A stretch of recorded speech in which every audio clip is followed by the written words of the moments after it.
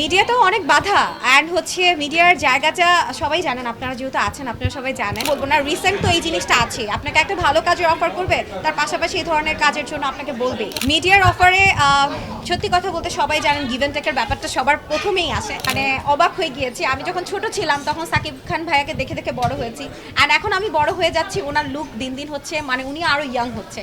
আজকেও আসা হয়েছে, অনেক নারী উদ্যোক্তারা আছে, তাদেরকে সাপোর্ট করার জন্য এসেছি যতটুকু পারি, অ্যান্ড নারীরা এগিয়ে যাচ্ছে, এটা আসলে সব থেকে প্রাউডলি একটা ব্যাপার। আমি নিজেও নারী, অ্যান্ড নারীরা এত ভালো ভালো কাজ করছে, নিজেদের একটা পরিচয় তৈরি করছে, এটা আসলে অনেক বড় একটা ব্যাপার।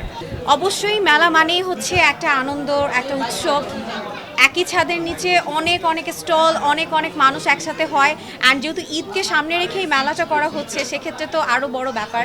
যেহেতু ঈদের সময় সবাই চায় একটু বিভিন্ন জায়গায় গিয়ে কেনাকাটা করতে, তো সেখানে মেলাটা হচ্ছে একই ছাদের নিচে কেনাকাটা। এখানে আসলে আর ডিফারেন্ট ডিফারেন্ট জায়গায় যেতে হয় না, একই জায়গা থেকে সবাই পারচেস করতে পারে। আমি নিজে কসমেটিক্স আইটেম নিয়ে বিজনেস করতাম, অ্যান্ড সেখান থেকেই কিন্তু আমার প্রমোশনের কাজগুলো আসে। দেন এখন আমি অনেকগুলো ব্র্যান্ডের সাথে কাজ করছি, পাশাপাশি বাংলাদেশ বেতারে আছি, সিটি এফএম আছি, আরজি হিসেবেও কাজ করছি, প্রেজেন্টার হিসেবেও কাজ করছি, সব মিলিয়ে অনেকগুলো কাজ করা হচ্ছে। বেতারে তো অবশ্যই অডিশনের মাধ্যমে, কারণ বেতারে কখনোই হচ্ছে এভাবে লিঙ্ক আপ বা কিছুই ফলো করে না।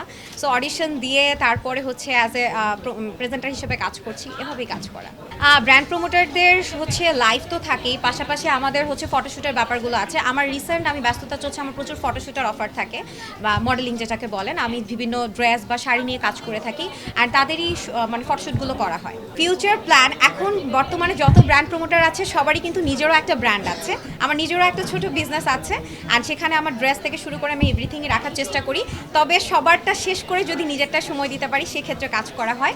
তো সেক্ষেত্রে হচ্ছে ফিউচারে আমার ব্র্যান্ডটাকেও আমি আরও মানে একটা বড় জায়গায় তুলে ধরতে চাচ্ছি।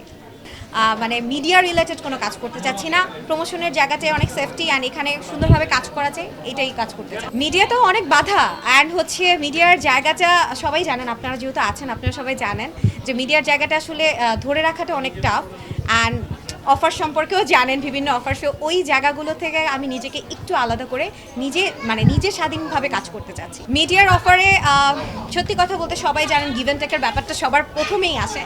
সো আমি এসব মানে এই জায়গা থেকে নিজেকে একটু সেফভাবে রাখতে চাই, অ্যান্ড প্রমোশনের জায়গা থেকে আমার কাছে মনে হয় এই জায়গাটা আমি আমার নিজের স্বাধীনভাবে চলতে পারি, এখানে আমাকে দুটো মানে কটু কথা বলবে এমন কেউ নেই।